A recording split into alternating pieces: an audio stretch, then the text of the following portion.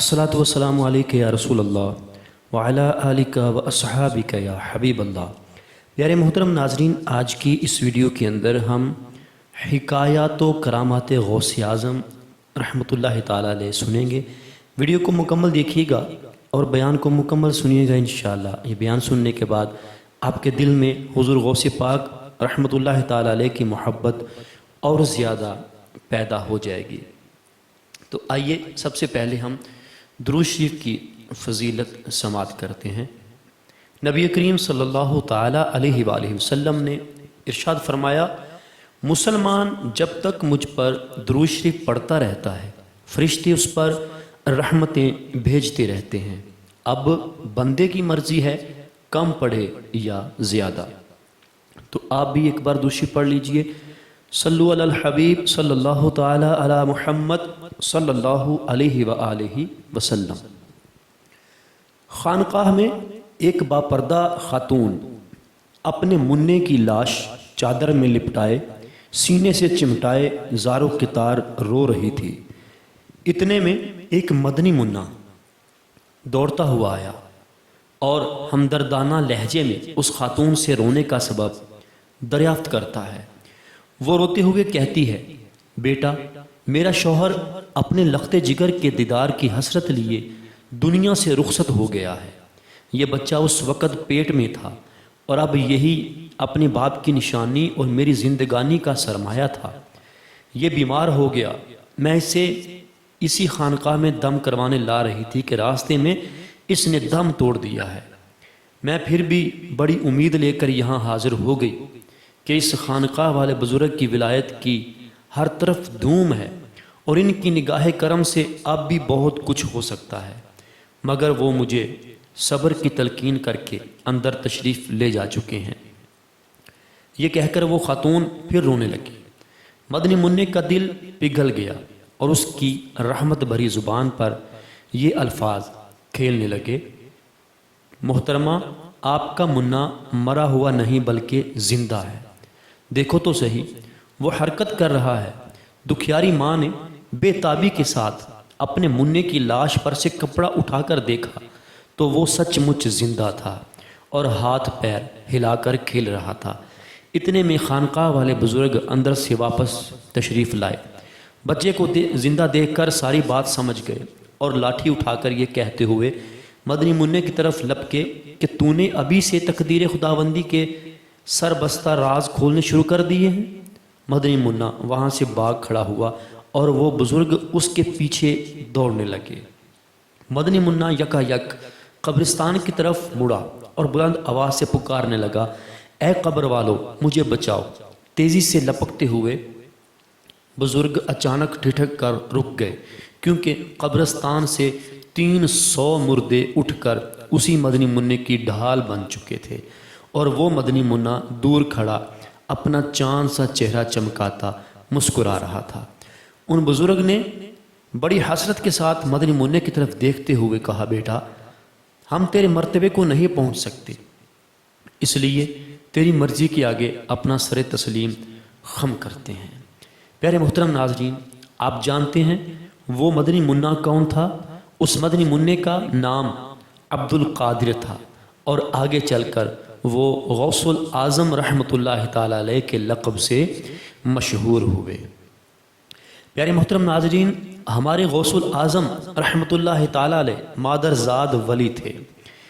آپ ابھی اپنی ماں کے پیٹ میں تھے اور ماں کو جب چھینک آتی اور اس پر جب وہ الحمدللہ کہتی تو آپ رحمۃ اللہ تعالیٰ علیہ پیٹ ہی میں جواباً یرحمک اللہ کہتے۔ آپ رحمۃ اللہ علیہ یکم رمضان المبارک کے بروز پیر صبح صادق کے وقت دنیا میں جلوہ گر ہوئے۔ اس وقت ہونٹ آہستہ آہستہ حرکت کر رہے تھے اور اللہ اللہ کی آواز آ رہی تھی۔ جس دن آپ رحمۃ اللہ علیہ کی ولادت ہوئی اس دن آپ کے دیار ولادت یعنی جیلان شریف میں 1100 بچے پیدا ہوئے اور وہ سب کے سب لڑکے تھے اور سب ولی اللہ بنے۔ غوث الاعظم رحمۃ اللہ تعالیٰ علیہ نے پیدا ہوتے ہی روزہ رکھ لیا اور جب سورج غروب ہوا اس وقت ماں کا دودھ نوش فرمایا۔ سارا رمضان المبارک آپ رحمۃ اللہ تعالیٰ علیہ کا یہی معمول رہا۔ 5 برس کی عمر میں جب پہلی بار بسم اللہ پڑھنے کی رسم کے لیے کسی بزرگ کے پاس بیٹھے تو اعوذ اور بسم اللہ پڑھ کر سورہ فاتحہ اور الف لام میم سے لے کر 18 پارے پڑھ کر سنا دیے۔ ان بزرگ نے کہا بیٹے اور پڑھیے۔ فرمایا بس مجھے اتنے ہی یاد ہے، کیونکہ میری ماں کو بھی اتنا ہی یاد تھا۔ جب میں اپنی ماں کے پیٹ میں تھا اس وقت وہ پڑھا کرتی تھی، میں نے سن کر یاد کر لیا تھا۔ جب آپ رحمۃ اللہ علیہ لڑکپن میں کھیلنے کا ارادہ فرماتے تو غیب سے آواز آتی، اے عبد القادر، ہم نے تجھے کھیلنے کے واسطے پیدا نہیں کیا۔ آپ رحمۃ اللہ تعالیٰ علیہ مدرسے میں تشریف لے جاتے تو آواز آتی، اللہ کے ولی کو جگہ دے دو۔ پیارے محترم ناظرین، بعض اوقات آدمی کرامات اولیاء کے معاملے میں شیطان کے وسوسے میں آ کر کرامات کو عقل کے ترازو میں تولنے لگتا ہے اور یوں گمراہ ہو جاتا ہے۔ یاد رکھیے، کرامت کہتے ہی اس خرق عادت بات کو ہیں جو عادتاً محال یعنی ظاہری اسباب کے ذریعے اس کا صدور ناممکن ہو، مگر اللہ عز و جل کی عطا سے اولیاء کرام سے ایسی باتیں بسا اوقات صادر ہو جاتی ہیں۔ نبی سے قبل از اعلان نبوت ایسی چیزیں ظاہر ہوں تو ان کو ارہاس کہتے ہیں، اور اعلان نبوت کے بعد صادر ہوں تو معجزہ کہتے ہیں۔ عام مومنین سے اگر ایسی چیزیں ظاہر ہوں تو اسے معونت، اور ولی سے ظاہر ہوں تو کرامت کہتے ہیں۔ نیز کافر یا فاسق سے کوئی خرق عادت ظاہر ہو تو اسے استدراج کہتے ہیں۔ ایک مرتبہ بارگاہ غوثیت مآب میں حاضر ہو کر ایک شخص نے عرض کی، عالیجا، میری زوجہ کو مرگی ہو گئی ہے۔ حضور غوث پاک رحمۃ اللہ تعالی علیہ نے فرمایا، اس کے کان میں کہہ دو کہ غوث اعظم کا حکم ہے کہ بغداد سے نکل جا۔ چنانچہ اسی وقت وہ اچھی ہو گئی۔ پیارے محترم ناظرین، میرے آقا اعلیٰ حضرت امام اہل سنت مولانا شاہ امام احمد رضا خان علیہ رحمۃ الرحمن فرماتے ہیں، مرگی بہت خبیث بلا ہے اور اسی کو ام السبیان کہتے ہیں، بچوں کی ایک بیماری جس سے اعضاء میں جھٹکے لگتے ہیں۔ اگر بچوں کو ہو ورنہ سرا یعنی مرگی، تجربے سے ثابت ہوا ہے کہ اگر 25 برس کے اندر ہوگی تو امید ہے کہ جاتی رہے، اور اگر 25 برس کے بعد یا 25 برس والے کو ہوئی تو اب نہ جائے گی۔ ہاں، کسی ولی کی کرامت یا تعویذ سے جاتی رہے تو یہ امر آخر یعنی اور بات ہے۔ یہ یعنی مرگی فی الحقیقت ایک شریر جن یعنی شیطان ہے جو انسان کو ستاتا ہے۔ بچہ پیدا ہونے کے بعد جو اذان میں دیر کی جاتی ہے، اس سے اکثر یہ یعنی مرگی کا مرض ہو جاتا ہے، اور اگر بچہ پیدا ہونے کے بعد پہلا کام یہ کیا جائے کہ نہلا کر اذان و اقامت بچے کے کان میں کہہ دی جائے تو انشاءاللہ عز و جل عمر بھر مرگی سے محفوظ رہیں گے۔ ایک مرتبہ بغداد معلیٰ میں طاعون کی بیماری پھیل گئی اور لوگ دھڑا دھڑ مرنے لگے۔ لوگوں نے آپ رحمۃ اللہ علیہ کی خدمت میں اس مصیبت سے نجات دلانے کی درخواست پیش کی۔ فرمایا، ہمارے مدرسے کے ارد گرد جو گھاس ہے وہ کھاؤ اور ہمارے مدرسے کے کنویں کا پانی پیو۔ جو ایسا کرے گا وہ انشاءاللہ عز و جل ہر مرض سے شفا پائے گا۔ چنانچہ گھاس اور کنویں کے پانی سے شفا ملنی شروع ہو گئی، یہاں تک کہ بغداد شریف سے طاعون ایسا بھاگا کہ پھر کبھی پلٹ کر نہ آیا۔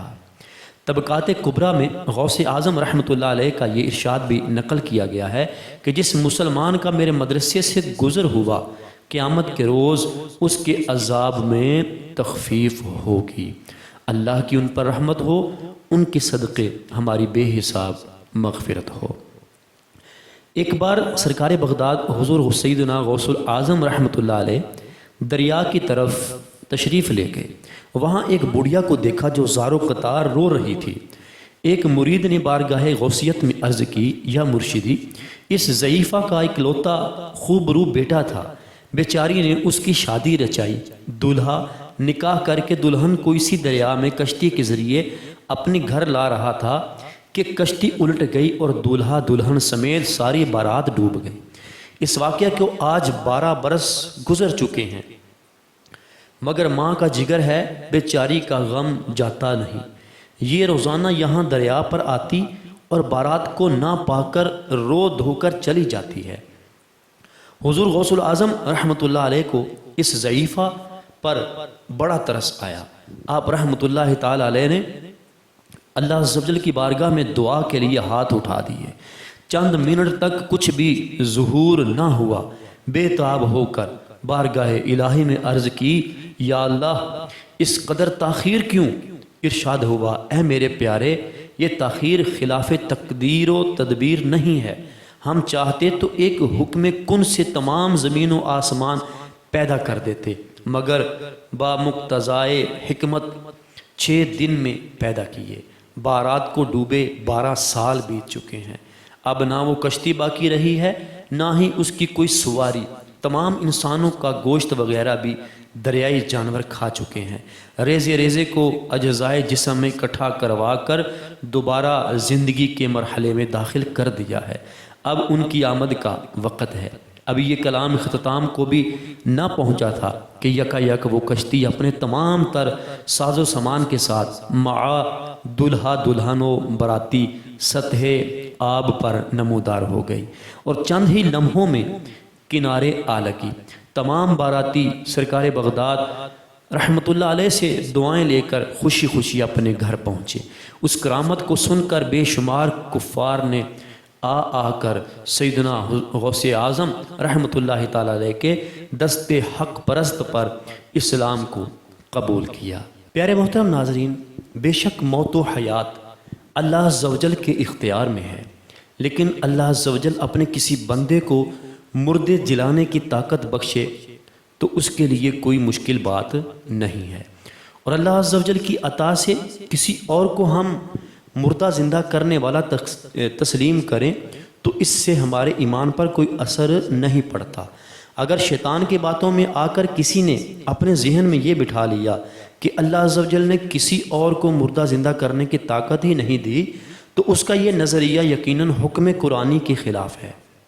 دیکھیے قرآن پاک میں حضرت سیدنا عیسیٰ روح اللہ علی نبی جینا و علیہ الصلوۃ والسلام کے مریضوں کو شفا دینے اور مردے زندہ کرنے کی طاقت کا صاف صاف اعلان کر رہا ہے، جیسا کہ پارہ 3 سورہ آل عمران کی آیت نمبر 49 میں حضرت سیدنا عیسیٰ روح اللہ علی نبی جینا و علیہ الصلوۃ والسلام کا یہ ارشاد نقل کیا گیا ہے، وَأُبْرِئُ الْأَكْمَحَ وَالْأَبْرَصَ وَأُحْيِي الْمَوْتَى بِإِذْنِ اللَّهِ۔